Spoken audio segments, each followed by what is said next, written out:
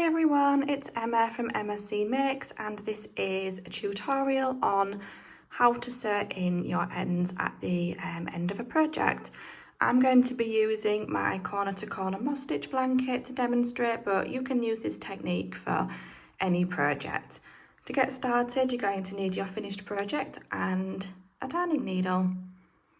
Okay, so it's important when you sew in your ends that you do sew so it's not noticeable, and to do that we need to make sure we sew them along the same colour. So if I bring this a bit closer, we're going to sew this end in here, and I'm going to do so by sewing it along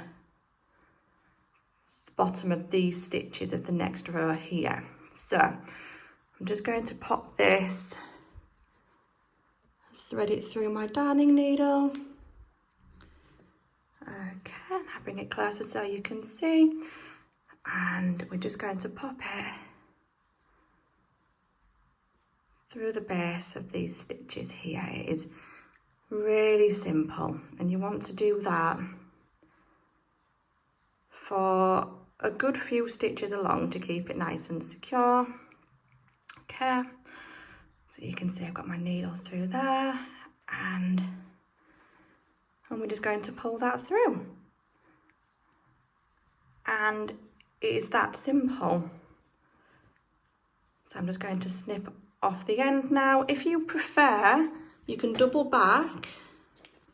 Oops. You can double back and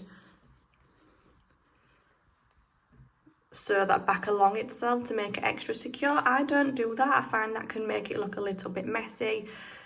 I prefer it like this. You can't really see where that's been sewn in. So that's how we would do the edge of the blanket. But I'm also going to show you just one more time what you would do if you're in the middle of a blanket. So let's do this one here. So again, I'm just going to thread that through. Okay, and again, we're going to make sure that we sew this along the same colour. Now, with this one, we've actually got pink here and the same colour thread on this side. So I'm actually going to thread along the opposite way to what we did last time. So we're going to go through the tops of these stitches here and towards us. Okay, and I've just put that out of the way. So you can see, again, I've just gone along the base of the stitches on the next row. Just give that a pull. Pop your needle out and just snip that end off. And then what I like to do, when I cut the end, I like to give it a little bit of a tug, just a small one. And then when you stretch the blanket back into shape, the end will get pulled back under the other stitches so that it's nice and secure.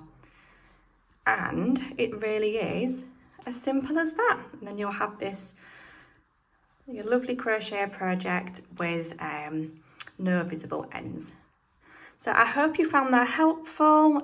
Please like and subscribe if you did, and I'll see you again soon. Take care everyone, bye.